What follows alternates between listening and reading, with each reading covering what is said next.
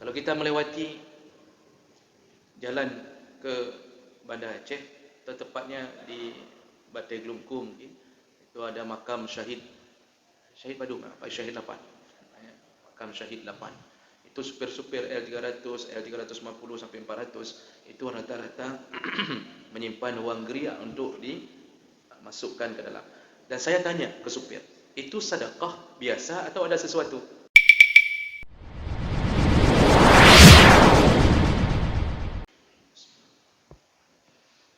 Assalamualaikum warahmatullahi wabarakatuh.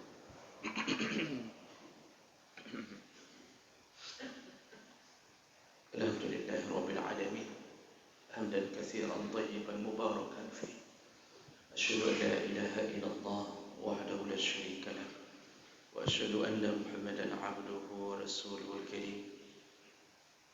Allahumma salli wa sallim ala nabiyyina al-Mustafa Muhammadin wa ala alihi wa ashabihi ajma'in. Amma ba'd. Rabbi shrah li sadri wa yassir li amri wahlul 'uqdatam min lisani yafqahu qawli.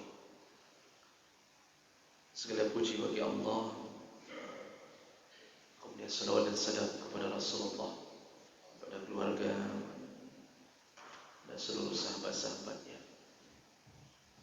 Jemaah salat subuh, bapak-bapak dan ibu-ibu yang Allah muliakan insyaAllah.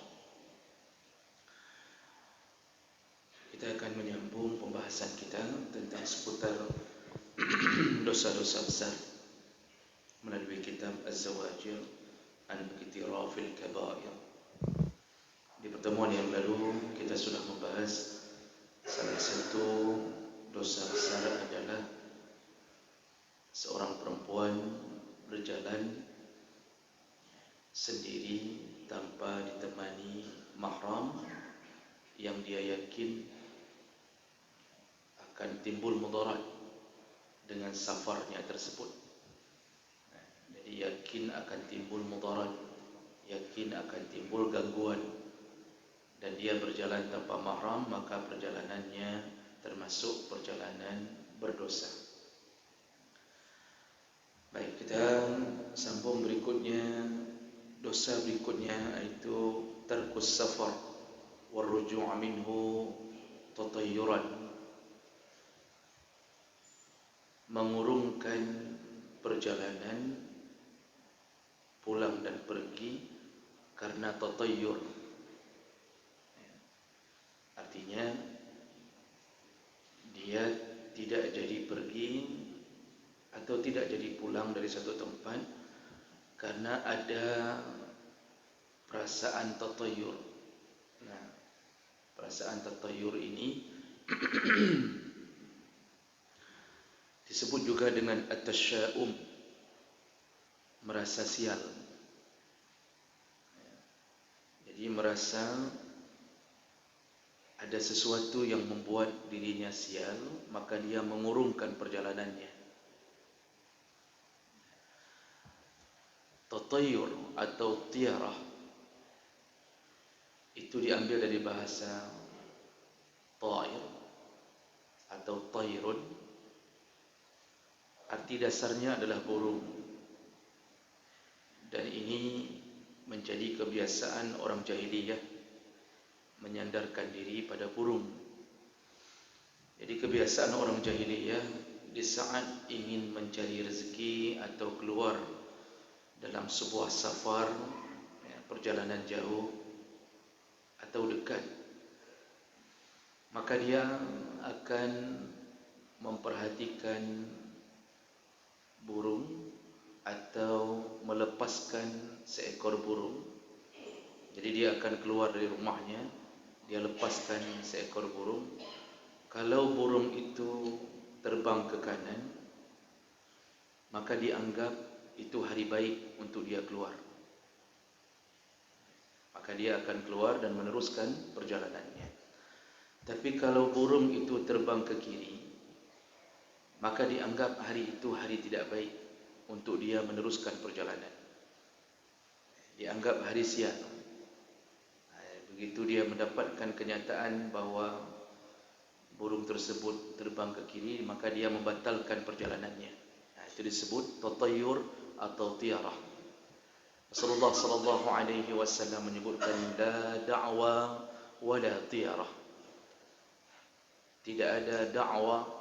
Da'wa itu tidak ada penyakit yang menular dengan sendirinya. Artinya semua dengan izin Allah.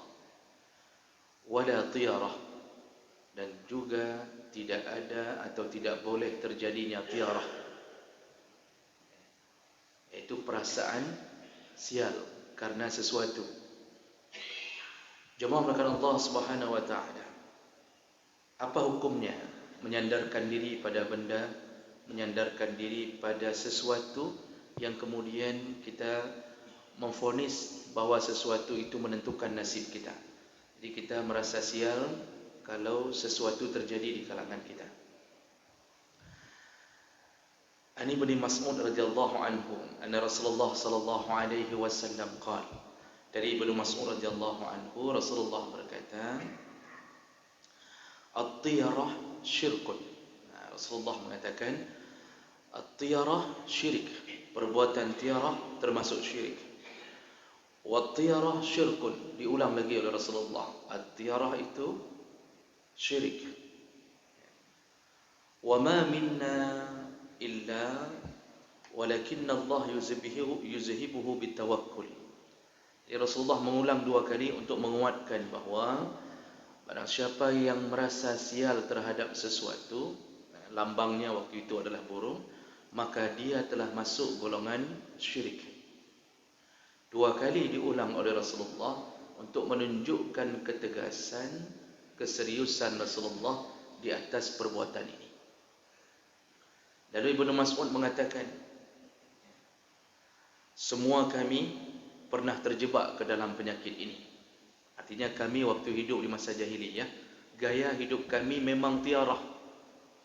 Gaya hidup kami memang begitu, bersandar ke atas, merasa sial kalau ini terjadi, kalau begini, semuanya disandarkan pada benda. Walakin Allah yuzhibuhu bitawakkul. Lalu Allah menghilangkan penyakit itu dari hati kami ketika kami sudah menyadari tentang tawakal kepada Allah. Jadi perasaan tawakal yang Allah titipkan ke dalam hati, disitulah para sahabat baru hilang penyakit tiarah. Artinya, tiarah adalah sebuah sifat yang berlawanan dengan tawakal. Orang yang selalu merasa bernasib sial karena sesuatu, maka dia termasuk golongan orang yang tidak bertawakal kepada Allah.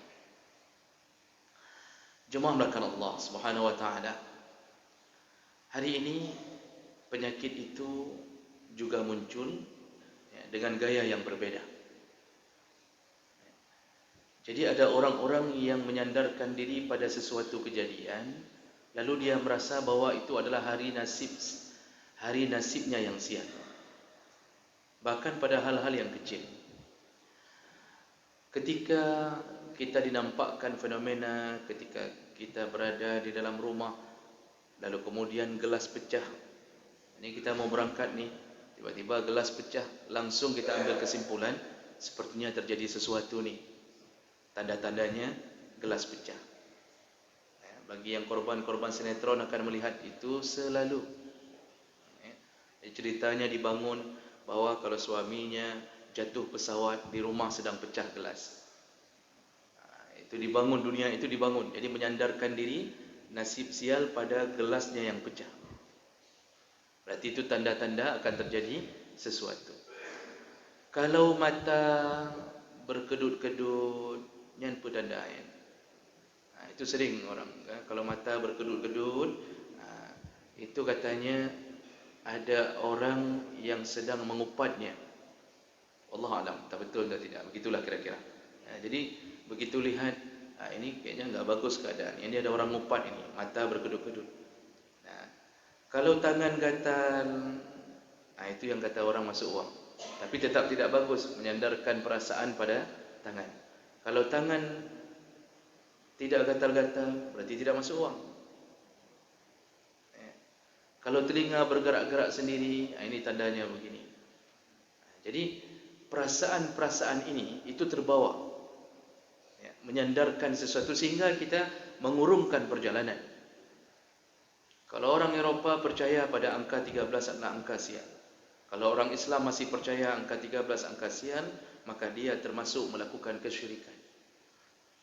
Makanya hotel-hotel di Eropah, pesawat-pesawat besar Eropah, itu nomor bangku 12A, 12B, langsung 14A, langsung 14. Jadi nomor 13 tidak ada. Dianggap kalau ada nomor itu adalah adalah angka sial yang bisa menyebabkan nasib kita tidak baik. Ada orang yang mendengarkan suara burung gagak di atas rumahnya, langsung mengambil kesimpulan ada yang akan meninggal di antara kita. Ada yang meninggal di kampung kita. Ini menyandarkan diri pada sesuatu. Jemaah melakukan Allah, ingat-ingatlah hadis Nabi. Rasulullah mengulang-ulang mengatakan, menyandarkan diri pada sesuatu, merasa tasya'um, merasa diri sial di atas benda sesuatu, hukumnya haram. Dan itu berdosa karena telah terjebak ke dalam kesyirikan. Kalau di daerah kita, kalau ada yang menyandarkan diri pada ritual pesiju, artinya pesiju bahagian daripada adat. Kalau hanya sekedar adat saja, mungkin sebahagian masih mengatakan okey, tanpa menyandarkan diri. Tapi hari ini orang menyandarkan diri pada ritual tersebut, sehingga ketika ada orang tidak mau dipesiju naik haji, sampai di haji tiba-tiba demam, lalu orang mengatakan, kan ini gara-gara hana petiju. Ada orang yang beli motor, kemudian ditepung tawari, begitu tertabrak, orang juga berkatakan, kan yang gara-gara petiju. Kada balik, berharap dengan dipetiju tidak tertabrak, rupanya tertabrak. Kalau tidak tertabrak lebih parah lagi. Jadi jemaah melakukan Allah Subhanahu Wa Taala, kita ini menyandarkan sesuatu seakan-akan bahawa benda-benda tersebut adalah penyelamat kita. Kita gantungkan diri kepada hukum itu, maka kita telah termasuk golongan yang melakukan kesyirikan. Kalau menggantungkan ke situ. Tapi kalau hanya sekedar ritual biasa tanpa menggantungkan pegot bihjud, hana pegot bihjud, hana tak pentingnya, itu masih bisalah kita toleransi. Jemaah melakukan Allah, pekerjaan ini bahkan bisa menyebabkan orang berada di dalam jebakan syaitan. Dia takut sekali kalau tidak melakukannya. Jadi dikungkung hatinya oleh syaitan, jangan sampai tidak lakukan. Engkau akan sial kalau engkau tidak lakukan. Kalau kita melewati jalan ke Bandar Aceh, atau tepatnya di Batai Glungkum, itu ada makam Syahid Badung, Syahid 8. Makam Syahid 8. Itu supir-supir L300, L350 sampai 400 itu rata-rata menyimpan wang geria untuk dimasukkan ke dalam. Dan saya tanya ke supir, itu sedekah biasa atau ada sesuatu? Ternyata mereka berkata, kalau tidak kita berikan, itu kita kecelakaan di depan nanti. Dengan pengalaman beberapa supir sebelumnya, kalau tidak diberikan uang ke situ, dilewatkan, itu ada yang bertuh ban motor, meletus ban mobil, meledak atau meletus, meledak ban mobil, lalu ada yang tiba-tiba oleng, jatuh. Kejadian ini diciptakan menjadi sebuah sandaran seakan-akan bernasib sial kalau tidak memberikan uang ke tempat tersebut. Jemaah melakukan Allah, terlalu banyak kesyirikan yang melekat di hati kita, yang kita ulang kebiasaan kaum jahiliyah, yang hari ini kita tidak mau mengakuinya kesyirikan. Kalau dibilang syirik, ada tem. Bak orang katanya jangankan syirik, Yahudi pun tak boleh bilang. Tak boleh bilang. Walaupun amalnya kadang-kadang melebihi daripada perbuatan Yahudi. Pancuri, perampok, segala macam itu tak boleh panggil Yahudi. Oh, kita bilang kah syirik, hanya pegah. Padahal amalnya amal berbahaya. Dan ini ditulis dalam kitab-kitab Syafi'iyah. Jadi oleh karena itu, kalau mau melakukan sesuatu ritual, jangan merasa bahawa ritual itu menyelamatkan kita. Jadi jangan sampai ada benda yang menjadi tempat penolong kita.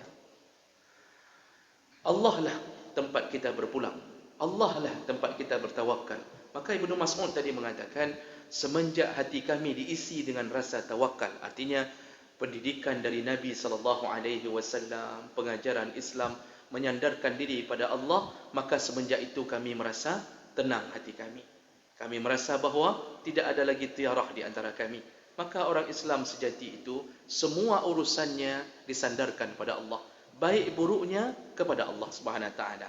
Jatuh pesawat bukan karena sial waktu kita sebelum berangkat, tapi Allah lah yang menginginkan begitu. Allah lah yang ingin memasukkan kita ke dalam list orang-orang yang mendapatkan pahala syahid dengan jatuh pesawat. Maka kalau seandainya pun kita tidak jatuh di pesawat itu, kalau Allah ingin takdirkan kita jatuh di pesawat yang lain, kita hanya membeli tiket yang baru untuk memindahkan diri. Makanya, apapun urusan kita, itu gantungkan diri pada Allah Subhanahu Wa Taala.